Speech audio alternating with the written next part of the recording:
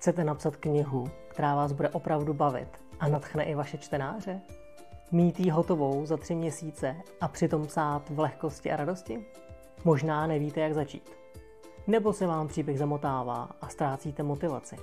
Nedaří se vám knihu dotáhnout do konce. Mám pro vás 2 možnosti řešení.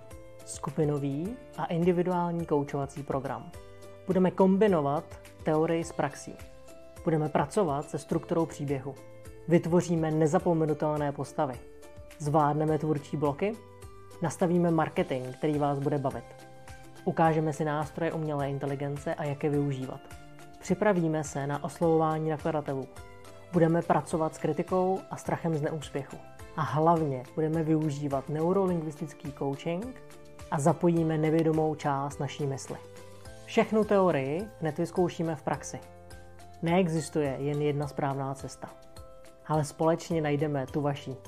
Za 3 měsíce budete mít hotovou knihu, připravenou na další kroky. A díky NLP to zvládnete s lehkostí, radostí a bez tlaku. Přidejte se ke skupině autorů nebo pojďte se mnou do individuálního coachingu.